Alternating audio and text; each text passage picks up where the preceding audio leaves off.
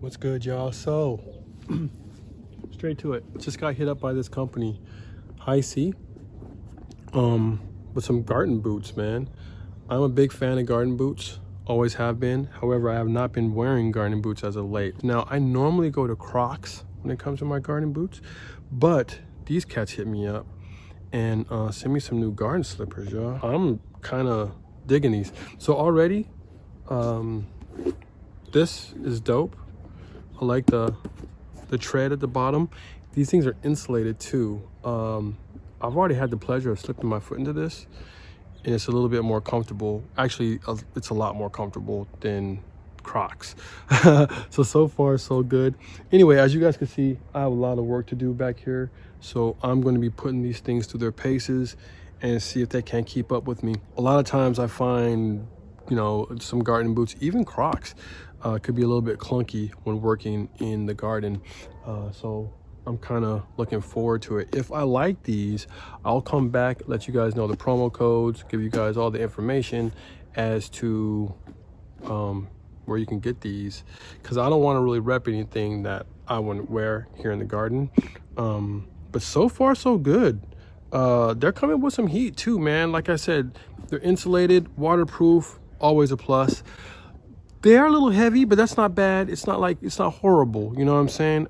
It could be a trade-off for me with the comfortability, just overall. You know what I'm saying? As well as they're kind of sleek. So I kind of like that. And I don't think they're going to be as clunky in, yeah, just getting in my way when I'm trying to work. It sucks when you have those kind of things. You know what I'm saying? When you got the shoes and they're just kind of getting in your way as you're working in the garden. So, yeah. I'm gonna take these for a maiden voyage, and I'm gonna get back to you guys a little bit later on and let you know. You know how we do. Yeah. Oh, one of the main things too that these cats are talking about is a lifetime warranty. That's pretty huge. That means they can stand behind their shit.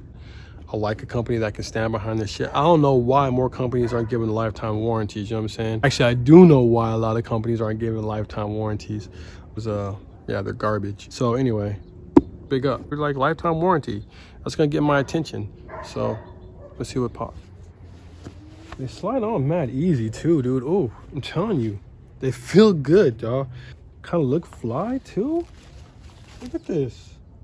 They kind of look fly with the pants right now. Got that black on black. No crime, son. This is ill. Loving this. Could y'all see that? Oh, this was plain with pomegranate cutting. Put them next to the weed and the old lettuce that needs to get cut down. Popping. All right, y'all. We're gonna put these through the paces.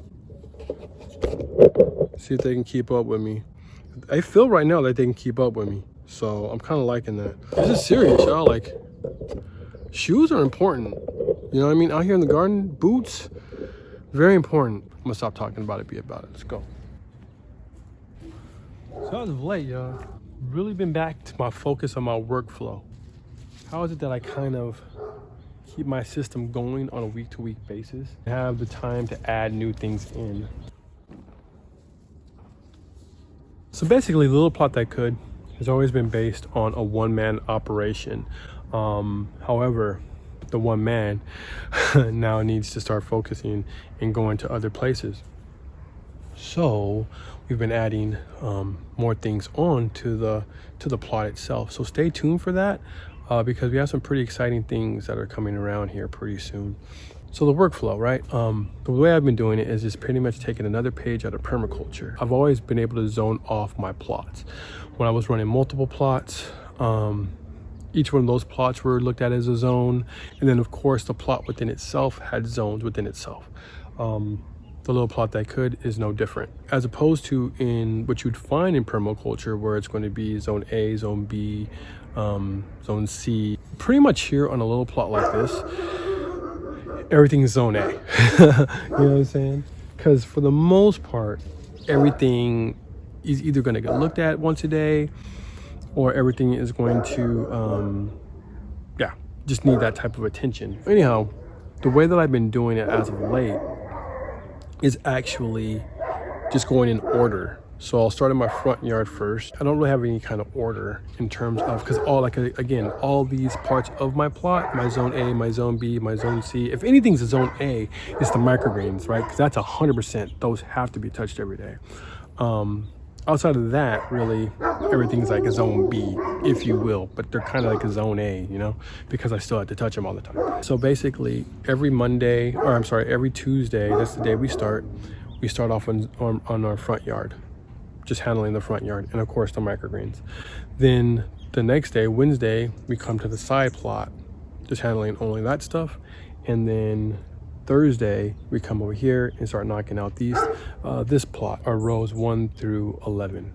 Then on Friday it's kind of like an alternate. We'll kind of like jump back and forth. This Friday it looks like, just because of time and things that we've been doing throughout the course of the week, we'll actually expand and probably do like another zone or like another part of the plot over there. I gotta hurry up and pick these tomatoes because we got an order coming in. This is gonna be the last round of these tomatoes here though.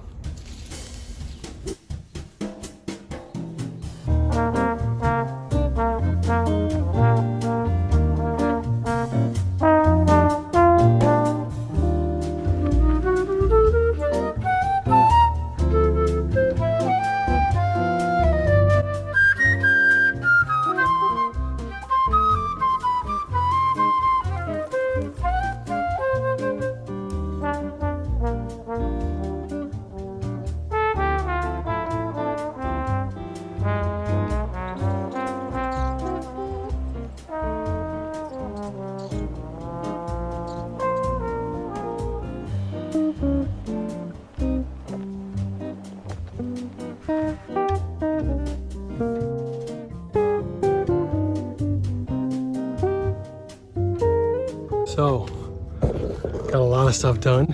For the most part, y'all, I'm gonna call it a day. Yes, I know that there's still mess on the ground, and that's fine. Yes, I know that each one of these rows have not been seeded out. That's fine. I know that this road still needs to get raked. Hell, those rows need to get raked as well. That is fine. Because of the way that my workflow goes, tomorrow, like I was saying before, is an open day.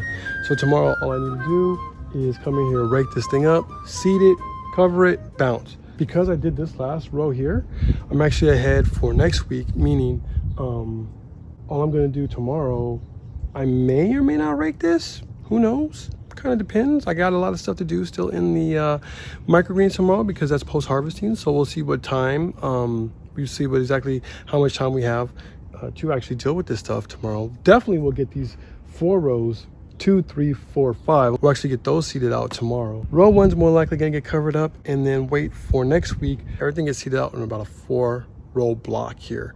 So this row actually goes, well, those back rows in a way. At least that's kind of what I'm doing this time around. Anyway, yeah, man, workflow. I'm done. Is there still more work that needs to get done? Yes. Will this work get done? Yes. When? Tomorrow. Very simple. Very easy. This keeps me from overwhelming myself. This keeps me always this keeps me always ahead of schedule, just as long as I'm knocking out things just on a week by week basis, little by little. I like to give myself a couple hours out here on the plot. Normally I work anywhere from like 8 to 10, believe it or not. Today I worked from, I want to say it was pretty close to 9 to 12 ish, because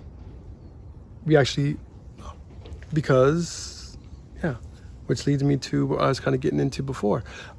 We actually have an event getting ready to go off here in the next month. Actually, right now it's looking like October 22nd. Me, Chef Samuel, are going to be bringing you guys the Let's Chuck experience. Check it out, man. It's going to be pretty dope. I'm kind of excited about this one. It's part gardening workshop, where you can come in here, learn what it is to run a macro plot for food resiliency for your family as well as yourself. Or if you want to go in agribusiness or kind of do the hybrid model, kind of like what I do. We'll also be talking a lot about the food that we're actually going to be prepping for the later on dinner, which is going to be held by Chef Samuel, who's going to come in and cook one of his fire-ass meals for you guys. Now, seating is limited, especially for that part. Actually, seating is limited for both. The gardening workshop's not going to really be seats. We're going to be walking around, so we could probably take a little bit more people for the workshop. But for the dinner, definitely going to be limited. We'll give you guys more details as we get closer. So go ahead and DM me. Let me know if you are interested in any of this stuff, and we'll get you some more information. Yeah, man. Quite happy. I know it's a mess still. It's all right. It's going to get done tomorrow. Tomorrow. As always, tomorrow. For real. It's only a day away. I had to finish the verse, you know what I'm saying? But anyway, yeah, it's looking good, man. Really happy with this. Workflow.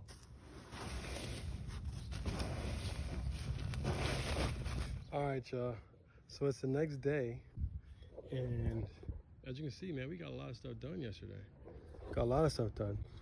Anyhow, these boots held up rather nicely. I was able to move in them. So important, y'all. So important that I am not fumbling, and seeing that they were brand new and I was just moving. This is dope. Yeah, so they feel really good. Anyway, they're really able to hold up, even like when I'm hitting them with the fork. There's a couple of points I want to bring up with them. You know what I mean?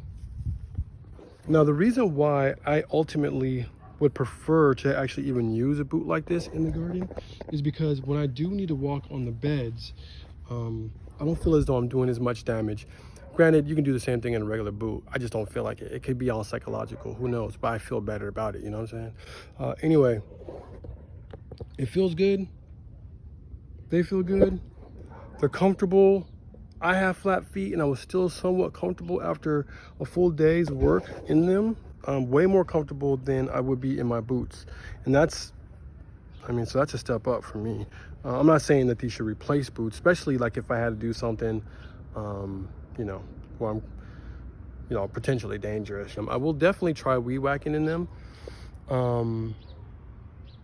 But like if I was like cutting or something like that, maybe I want to use them. The price for this model is, or model, the price for these guys right here, go between $40 and $50. So that's not bad, especially when it comes to your feet out here, dog. You know what I'm saying? Out here, when it comes to your feet, when you're working, you kind of want your feet to be all right. You know what I mean? Keeping your feet comfortable kind of keeps you okay up here. You know what I'm saying? So that's very important. I don't mind standing behind these people. So definitely give them a shot. Promo code is HS Justin. I do not mind telling you that. Yeah, good job, guys. Let's do it. Yeah. Now, if they are Otis proof, yo, then there's so I don't even know. Like that's like y'all done found the key to life.